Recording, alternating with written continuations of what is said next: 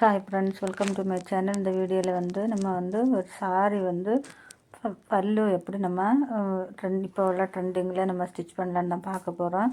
அதுக்காக நான் இந்த சாரியை இந்த மாதிரி ஓரம் அடித்து எடுத்து வச்சுருக்கிறேன். இப்போ நான் கட்ட பக்கம் மேலே வர மாதிரி ஃபோல்டு பண்ணி ஒரு 3 இன்ச்சு ஃபோல்டு பண்ணி இந்த மாதிரி ஸ்டிச் பண்ணிக்கோங்க. ஸ்டிச் பண்ணதுக்கப்புறமா அந்த சைடு ஃபஸ்ட்லேருந்து எண்டுலேருந்து ஃபஸ்ட்டு ஒரு 2 இன்ச்சு மார்க் பண்ணிக்கலாம். அதுலேருந்து அடுத்தது கீழேருந்து ஒரு 4 இன்ச்சு மார்க் பண்ணி இந்த மாதிரி ஒரு வி ஷேப்பில் வர மாதிரி நம்ம 4 இன்ச்சாக மார்க் பண்ணி இந்த மாதிரி மேலே ஒரு 1/4 இன்ச்சு விட்டுட்டு கீழே ஒரு 1/4 இன்ச்சு விட்டுட்டு இந்த மாதிரி தையல் போட்டு எடுக்கலாம்.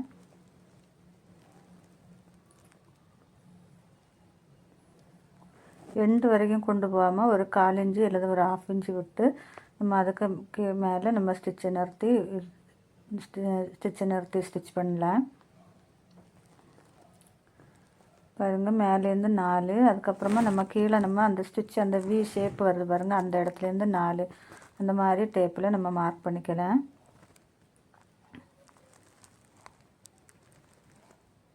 மார்க் பண்ணதுக்கப்புறமா நம்ம அந்த சைடு நம்ம ஸ்டிச் பண்ணிடுவோம் பாருங்கள், அதை நம்ம பிரித்து விட்டுக்கலாம். இப்போ விட்டுட்டு இந்த மாதிரி வி ஷேப்பில் கட் பண்ணி எடுத்துக்கோங்க. நம்ம ஸ்டிச் பண்ணிடுவோம் பாருங்கள், அதை அந்த இடத்துல அப்படியே கட் பண்ணி எடுத்துகிட்டு அந்த ஷேப்பு வர இடத்துல இந்த மாதிரி சிசர் வச்சு ஒரு கட் கொடுத்துக்கோங்க.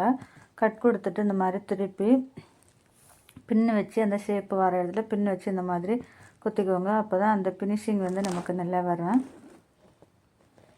அதுக்கப்புறமா அந்த ஷேப் வர இடத்துல இந்த மாதிரி ஒரு எண்டில் தையல் போட்டு எடுத்துக்கலாம்.